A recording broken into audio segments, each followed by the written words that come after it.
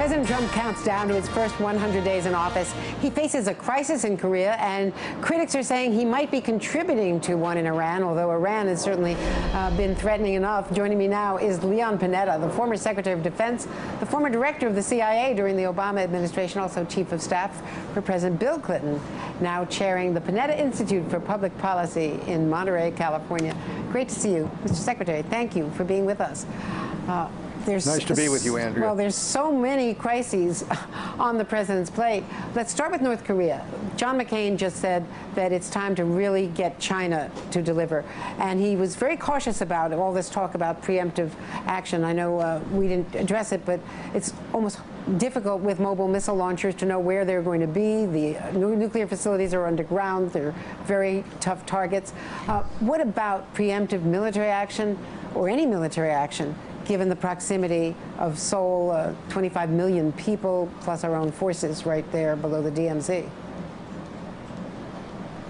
Well, Andrea, there's a reason why most recent presidents have not pulled the trigger when it comes to North Korea, and it's because of the obvious consequences with regards to what they could do to Seoul, a city of 25 million, and the fact that it could escalate into a nuclear war, which would take millions of lives as a result of that. So it is clear that we have to continue to pressure China. Look, our strategy has to be one of containment and deterrence, and we have to up that game, including our presence there. We've got to support our allies. We've got to increase sanctions against North Korea. But most importantly, we have to keep pressure on China so that they are serious about putting pressure on North Korea. In the past, they put a little pressure on, but they then backed away. I think we've got to make sure that they continue to put pressure on North Korea to back off of the testing of ICBMs and nuclear weapons. And the fact is that China and North Korea could be sanctioned more. I mean, there are other secondary sanctions that could hurt China, but maybe get their attention. I think that ought to be on the table for consideration, because we've got to make very clear that North Korea, if they develop an ICBM with some kind of miniaturized nuclear weapon, that represents a direct threat to the security of the United States, and it's unacceptable. So China needs to act here because this is a serious concern. As John McCain pointed out, this is a very serious concern in terms of our national security.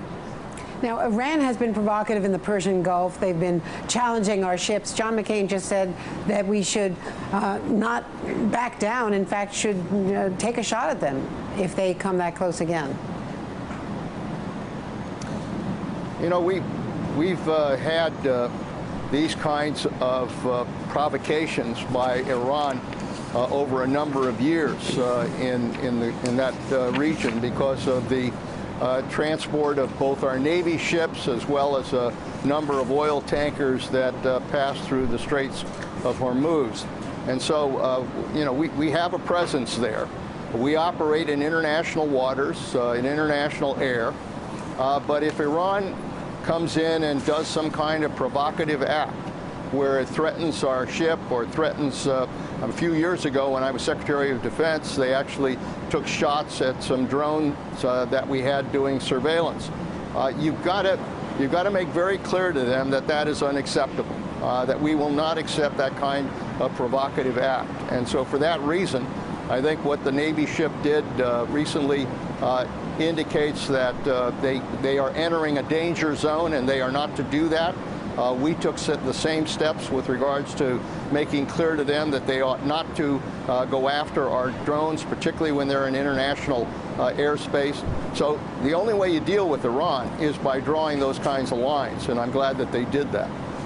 An Iranian diplomat met in Vienna for the first time with a Trump State Department official, and yesterday was very, very tough about the president's comments and Secretary Tillerson's comments last week about Iran, linking their terrorism and their other bad behaviors to the nuclear deal, even though the State Department says that they are complying with the nuclear deal.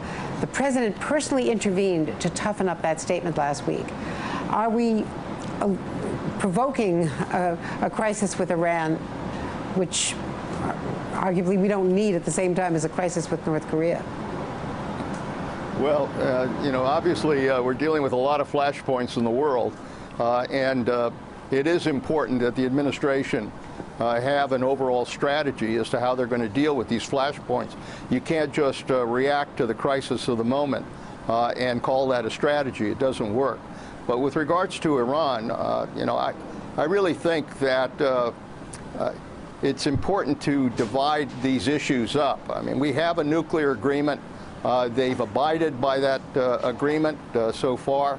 I think it's important to separate that out and continue to enforce that agreement. And don't try to indicate that somehow that agreement ought to expand itself to other areas that weren't included in the agreement. Having said that, we should be concerned about their support for Hamas and Hezbollah and Iran and generally terrorism in that region. And we ought to continue to put pressure on them with regards to that support. But that ought to be handled separately from the work on enforcing the nuclear agreement. We've confirmed now, Mr. Secretary, that the White House is drafting an executive order to announce the notification of withdrawing from NAFTA. Is that a good idea? I think the administration is really struggling to try to figure out what exactly their trade policy is. I know what the president said during the campaign about withdrawing from these trade agreements. I think we recognize that that's dangerous, particularly for our economy, that we would do that. I thought that they recognized the importance of NAFTA and the need to try to obviously strengthen some elements of NAFTA, but you can't just get rid of NAFTA. You can't just walk away from trade agreements and maintain a strong economy. It's that simple. We are part of a global world, and we've got to trade in a global world. And if we don't do that, he can provide tax cuts, he can do all kinds of other issues, but our economy will be damaged if we don't stand by the proposition that we need to be part of the trade effort in the world.